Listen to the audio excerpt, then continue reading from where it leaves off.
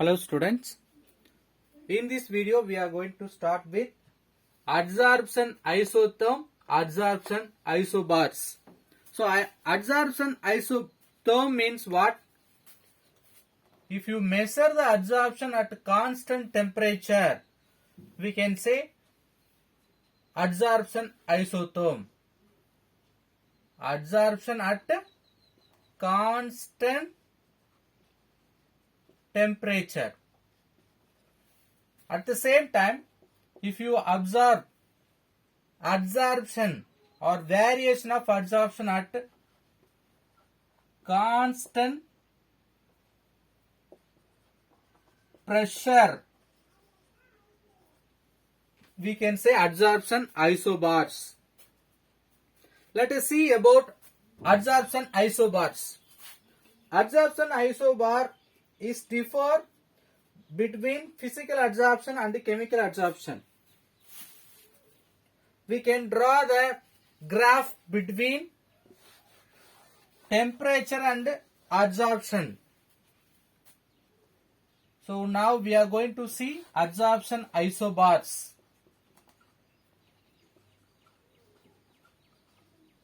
So adsorption isobar we can measure based on a graph. It is plotted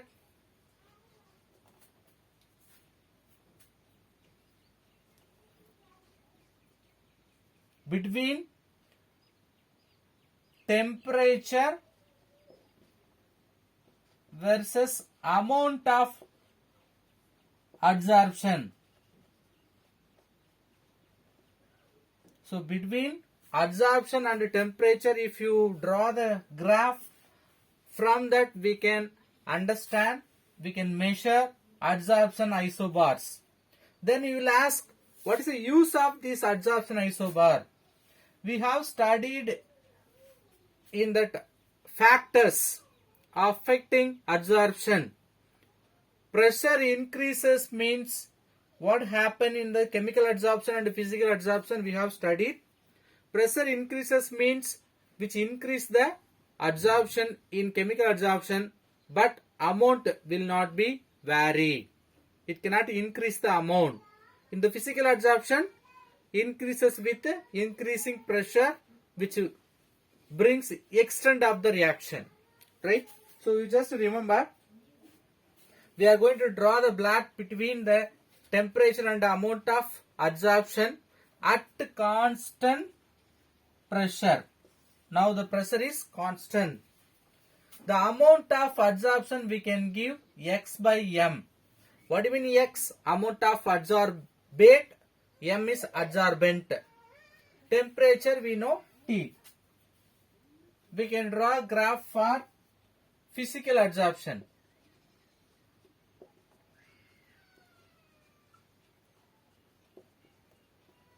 For physical adsorption, if you draw the graph, in the x-axis we are taking temperature, y-axis amount of adsorption, X by M.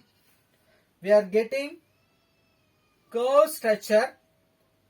From this structure we can understand the temperature increases means adsorption increases. So here the pressure is constant. For chemical adsorption,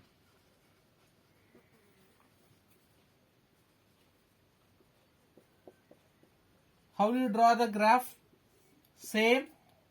In the x-axis we are drawing temperature, y, X by M. In chemical adsorption, we are getting this like structure. Now, very important, physical adsorption, X by M decreases with increasing temperature. See, low temperature means high X by M value. The temperature increased, say 5, 10, 15, 20. So in 5 you see the X by M value is high value. 10, X by value is low. 15, the x by m value is decreased. So from that we can understand when the temperature is increased, the amount of adsorption decreases in physical adsorption. You just compare with chemical adsorption. Chemical adsorption, what happens? When the temperature is increases, the X by M adsorption is increases. After that, which attains certain energy level, after that it is decreases. So we may studied in difference also. First it will increase, then it will decrease. Okay. So listen carefully. The adsorption, amount of adsorption at increasing the temperature, it is increases. The adsorption X by M values increases, which attain that activated complex.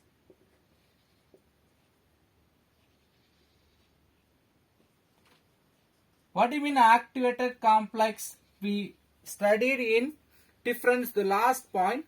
Chemical adsorption need certain activation energy. What do you mean activation energy? Actually, this is reactant, this product. This reactant want to convert it into product. Straight away it can convert from reactant to product, but which is not takes place in chemical adsorption. Chemical adsorption, the reactant should attain minimum energy to form activated complex. That minimum energy only called activation energy. This activation energy we can draw EA, right? So when that R means reactant reaches activated complex. This activated complex is nothing but intermediate complex. Intermediate means between reactant and product one compound is formed. That is middle position. That is only called intermediate. So reactant want to attain this activated complex formation means it needs some energy. That energy only called activation energy. So up to gain this activation energy, that adsorption is increased. When the temperature increases, adsorption increases up to attain or formation of activated complex. After forming the activated complex, which decreases, even though if you increase the temperature, it have to form product, then X by M value will decrease. So this decreases, increasing X by M value due to activation energy, decreases due to desorption. So here adsorption will take place. It will increase up to this activated complex. After attaining the activated complex or intermediate, it will undergoing desorption. Desorption means opposite to adsorption. Due to this desorption only, the energy level decreases or adsorption decreases. Let us see how to calculate adsorption isotherm. Now we have seen absorption isobars for physical adsorption and chemical adsorption. Let us see adsorption isotherm. I already told you adsorption isotherm and adsorption isobars not a theoretical one, which measured based on the graph. Adsorption isotherms. So how will you bring the adsorption isotherm? We can draw a plot graph between amount of adsorption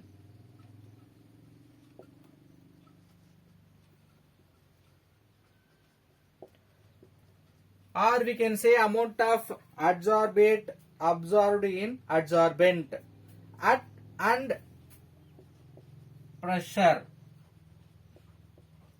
You just remember in adsorption isobar we draw a graph between amount of adsorption versus temperature. Now for isotherm means here which one should be the constant? Temperature is constant. So we are bringing the graph between amount of adsorption versus pressure. So the blood between the amount of adsorbate absorbed and pressure at constant temperature is called adsorption isotherm. This adsorption isotherm we can measure by using certain equation.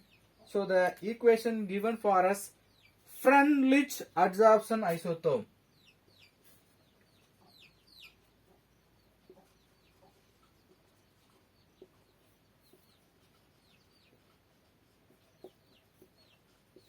Freundlich adsorption isotherm giving a formula between amount of adsorption with pressure. So you know what do you mean X? X is nothing but amount of adsorbate. M means amount of adsorbent. K and N both are constant. P nothing but pressure. So based on this value we can calculate the relation between the adsorption and pressure. So in adsorption isotherm we can bring the relation between, or we can draw the graph between amount of adsorption and pressure. K and N are the constants. Okay, this is only applicable for adsorption of gases on the solid surface. So here this N always less than unity. That means less than 1. Another one, this above equation only applicable for gas adsorbate on solid. Gas solid adsorption only will take place. In case of solution, I need a equation. The same Freundlich adsorption we can modify the place of pressure. We can substitute concentration term C. Due to gas, pressure is taken.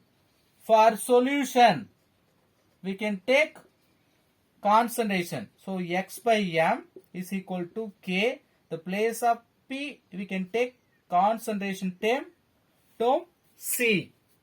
So all the things okay. C for concentration. This solution we can use for adsorption in solutions. Let us calculate quantitatively the effect of pressure on the adsorption of gases. In case, what is the use of this Freundlich adsorption? We can calculate if you apply certain pressure, what happens in the adsorption. Whether it is decreases or increases. The effect of pressure on adsorption we can calculate by using this equation. In this equation, if you apply log both sides, we will get another equation, log of X by M log K, multiplication means addition, P power 1 by N. This P power 1 by N we can bring front side. So these two equations we can use in the graph to understand the pressure effect in adsorption. Let us draw the graph.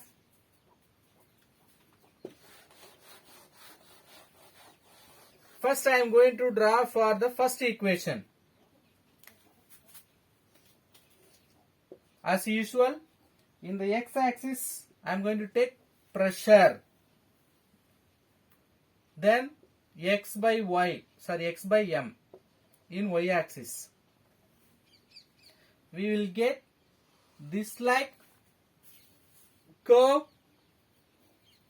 So we could understand when the x by m value is very low, that is directly proportional with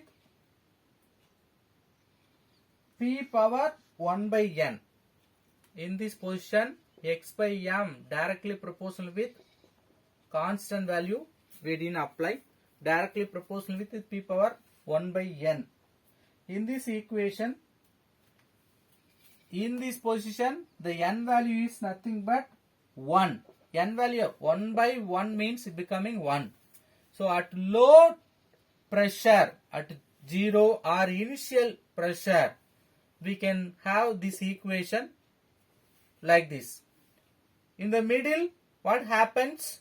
The n value becoming 0 to 0.98 or 99. So in the middle, we may have the normal equation, the same equation, x by m directly proportional with the pressure 1 by n. At last, x by m directly proportional with P power 0. Sir, what you can understand from this graph? We are taking pressure x by m term in this graph. At low pressure, what happens? The n value becoming 1. So in this equation, n value, if you apply 1, we can get this equation. If you increase the pressure, what happen? At the middle of the curve, it becoming 1 by n. N may be less than 1 value. Then at high pressure, so you extend at the end of the reaction, at high pressure, what happen? The P power 0. When it becoming 0, 1 by n value also 0. So 1 to 0, we can apply n value. Okay. For this equation, if you apply, we are getting curve-like structure. In the curve-like structure, we could not measure the slope value. So we can draw another graph. Now we are taking this log applied equation. The pressure versus log of x by m. What will be the graph? We are getting like this straight line. This is slope value. Slope value is nothing but 1 by n. So straight line means how we can, y is equal to c plus mx. So straight line we will get. That's why we applied log both sides in this equation. So from these two diagrams, we can understand the effect of pressure on adsorption process. How the pressure is affecting the adsorption process. When x by m value increases, the pressure also increases. That means if you increase the pressure, what happens? X by m value increases. That is a final conclusion. So let us recall. We can measure the adsorption isotherm by using Freundlich equation. What is Freundlich equation? X by m is equal to Kp power 1 by n.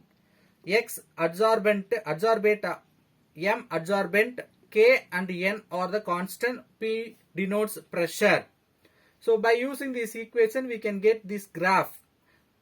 From this graph, we can understand when the pressure is increases, that graph also increase. That means adsorption also increases. But always it cannot increase. It will finish within this n value becoming 0. That you can bring in the straight line equation by taking log in this equation. We are getting straight line graph. The slope value becoming 1 by n. From this final diagram, we can confirm when the pressure is increases, x by m value, that means adsorption also increases. What are the limitations of this Freundlich adsorption isotherm? This is only applicable, purely empirical and valid over limited pressure range. So there are some defect or limitations. First limitation for Freundlich's adsorption, which can apply for only limited pressure range. For all pressure, see again we cannot increase. If you increase, there is no change. It will come like this. So even though after this pressure, if you increase, we cannot have any changes in the adsorption. So limited range of pressure only we can apply. Then K and N, we know they are constants. They are varying with temperature. K and N should be constant. Constant means it should not change even temperature changed. But they are vary with temperature. Temperature changed means the K, N value also varying. But another limitation which does not have any theoretical explanation, only based on the graph we can explain. So these are the limitations of Freundlich's adsorption isotherm. Let us start applications of adsorption. So applications very important. For adsorption process there are n number of application. Some of the application we will see now. The first one, even the First World War, the gas mask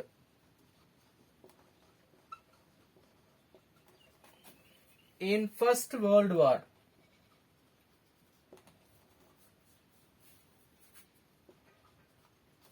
Itself used, that is based on charcoal, activated charcoal.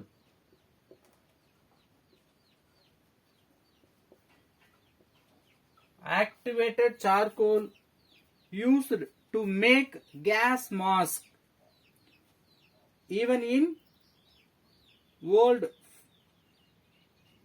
First World War. So this is very important. This adsorption process they started in First World War itself. Here also the activated charcoal acting as an adsorbent. The second one, we can bring high vacuum in vessels. We can bring the vacuum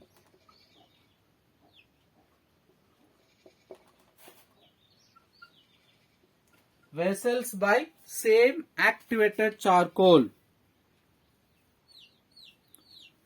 Tail and Dewar, the scientist, used that activated charcoal for dehydration and purification of certain gases like carbon dioxide, nitrogen, chlorine, oxygen and helium. So we can purify and dehydrate certain gases by using activation. That is also due to adsorption. What are the dehydration purification done by or employed with alumina and silica? So they are acting as a adsorbent. They are acting as a adsorbate. Due to adsorption process only, this dehydration and purification done by these scientists. Silica gel also used drying air. So this silica gel we can use to dry air. So air, if you want to dry, we can use silica gel. Very important uses of adsorption process is nothing but softening of hard water.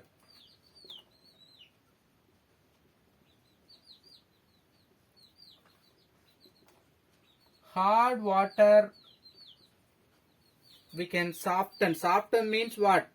We can make it into good drinkable water by using that permutate process. Permutate process is nothing but softening of hard water process by using the zeolites. Zeolites we may studied in first and second lessons itself. Okay. So zeolites used to soften the hard water. So one of the sodium zeolite Na2 Al2 Si4 O12. One of the zeolite, sodium zeolite Na2Al2 Si4 O12, which is used to remove the cations in the hard water like calcium 2 plus, magnesium 2 plus.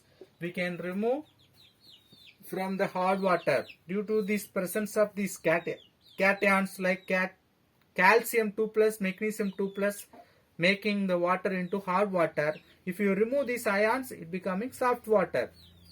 For removing these cations, we need zeolites. This process named permutate. What are the reaction may takes place?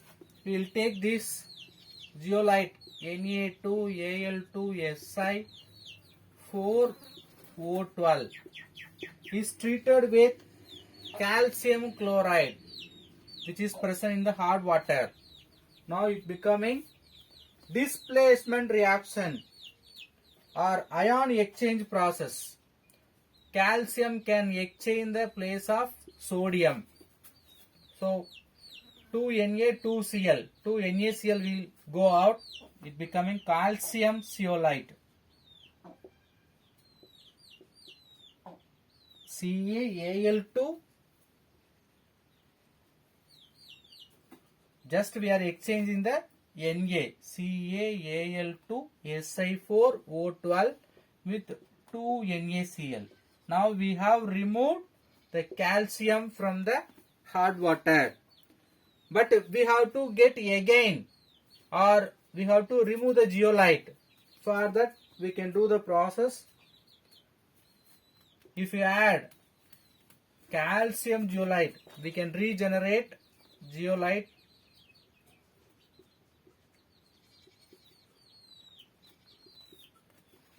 with 2 moles of sodium chloride. So after removing the hard water cations calcium, now we got calcium zeolite. That calcium zeolite we can treat with some other solution like sodium chloride. We can regenerate the zeolite by common salt.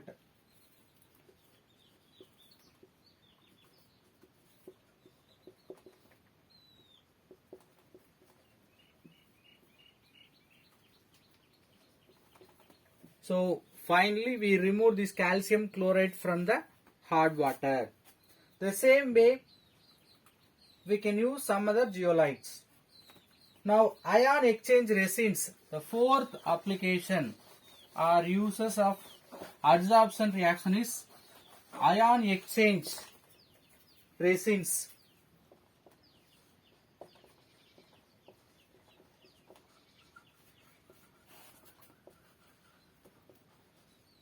What do you mean ion exchange resins?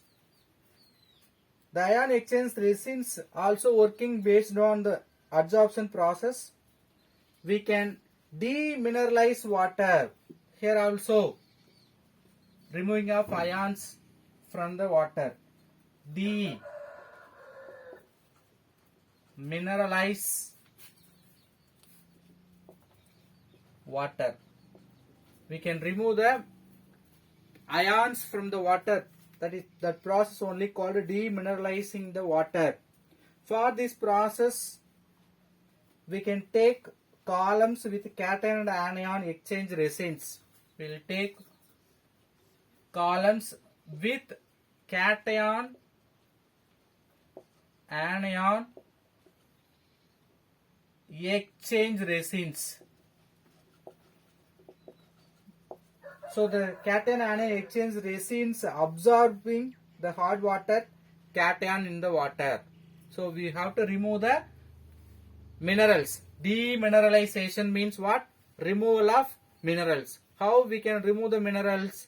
If you pass the hard water through this column which containing cation anion exchange resins, that cation anion exchange resins will absorb that minerals from the water. The demineralized water will come down. So So this process we can carry by adsorption. Let us see how that reaction takes place with the chemical reaction. One of the resin or SO3H which may treated with calcium or magnesium. Any one cation we have to take. In your book, both they are given. Separately they have to write as a two equations. Let us take only calcium. You take 2 times of this resin. Now this hydrogen may replaced by calcium. How will you write? R SO3 calcium or SO3 and then hydrogen. Like we can remove the calcium from the hot water. One more resin we can take, that is R4N, quaternary ammonium compound. This R4 simply we can write there are 4 R's, R1, R2, R3, R4 with 1 nitrogen. With OH, it will carry positive negative charge. It may remove chlorine ion or sulfate SO4 ions. Here bar Mg 2 plus we can write. We can take calcium or magnesium. Here also we can take Cl minus or SO4 2 minus. Any one we can take. What will happen? The minus ion will exchange with another minus ion. So OH we can exchange with Cl. So we will get R1, R2, R3, R4 with N plus Cl minus and OH will be go out. So like we can remove the hard water ions, anionic column, cationic column we can use. So cation we can remove, anion also we can remove by using ion exchange resins. This process takes place due to adsorption. The fifth application,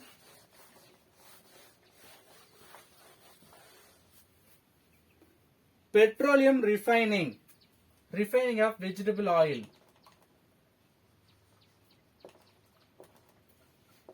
Petroleum and also vegetable oil. All the refining process we can do with Fuller's earth and silica gel.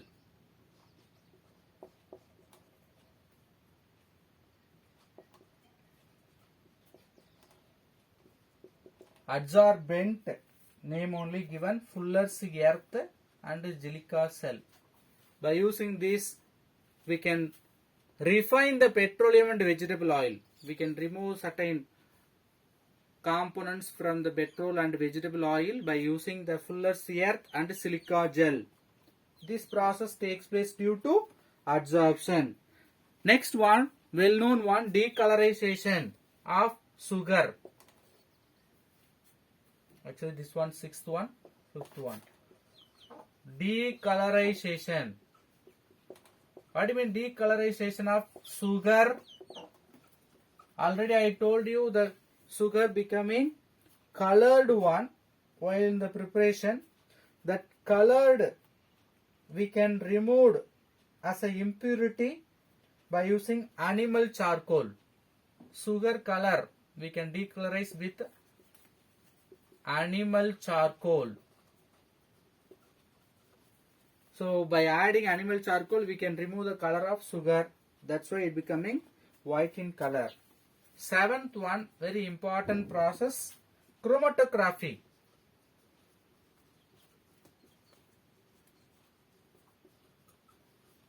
So chromatography process means nothing but separation of components in a mixture. First we must know what is chromatography. Separation of components from mixture. In a mixture, if you separate the components, that process only called chromatography.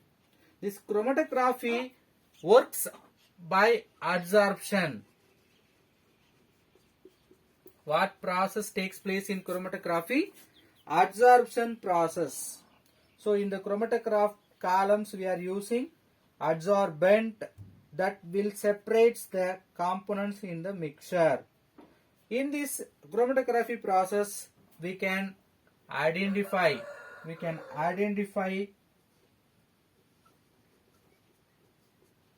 the cations or substance. We can detect reduction and also estimation. Identification, detection, estimation we can do by this chromatography process. Even it is very micro quantity, very less quantity presence means even we can separate or we can identify, detect or estimate by chromatography process. These all are possible due to adsorption process. Next application of adsorption is nothing but catalysis. Many catalysts we know that the catalysis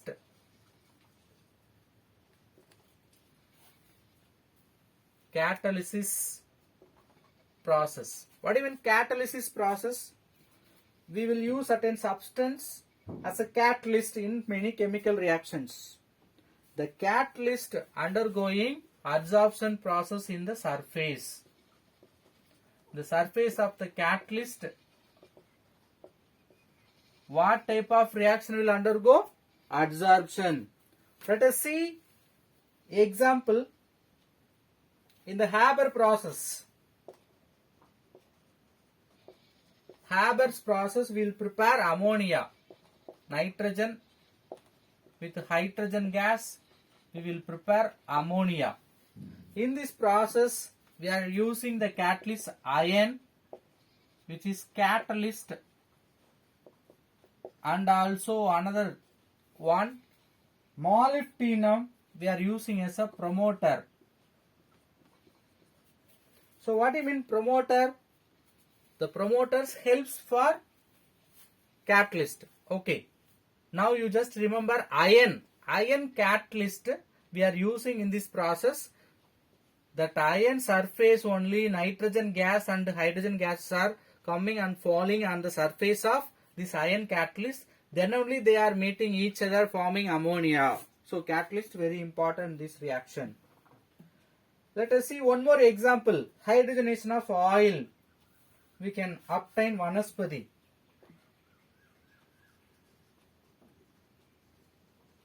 Hydrogenation means addition of hydrogen. So oil we can convert into vanaspati by doing this hydrogenation process. For this hydrogenation we need nickel catalyst. That nickel catalyst surface we need. Then only this oil will use the surface of nickel. We can convert vanaspati. Vanaspati oil with hydrogen. Oil with hydrogen if you add in the presence of nickel with 473 Kelvin temperature, we will get vanaspati. Next application of adsorption process, qualitative analysis. What do you mean qualitative analysis? Whether particular cation present or not, like we can qualify that process only called qualitative analysis.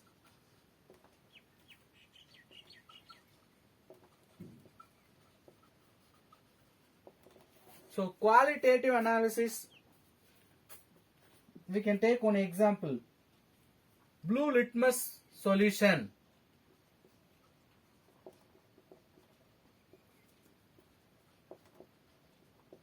Add with aluminium ion.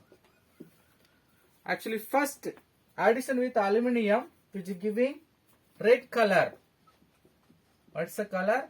Red color lake it is forming. After forming the red color lake, we can add ammonium hydroxide. If you add ammonium hydroxide, it becoming blue color lake due to formation of aluminum hydroxide. This all process takes place due to adsorption. Let us write 10th one. Many medicines using are working under adsorption process, because body tissues undergoing adsorption of drugs or medicines to cure the disease. So adsorption done by body tissues.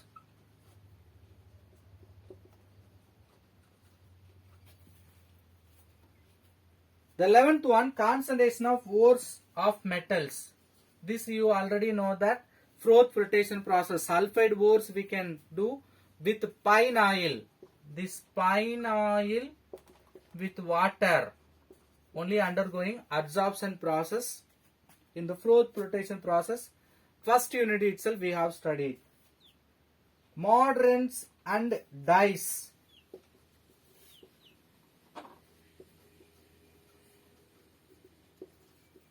See, in mordants and dyes also adsorption process used. See, mordants only used to fix the dyes and the fabric. So this mordant very important. They are doing the surface phenomenon, that is adsorption.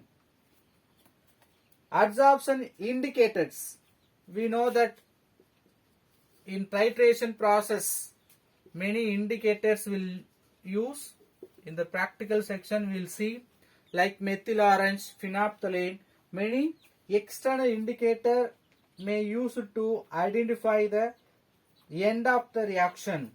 So that is also based on adsorption reaction which takes place.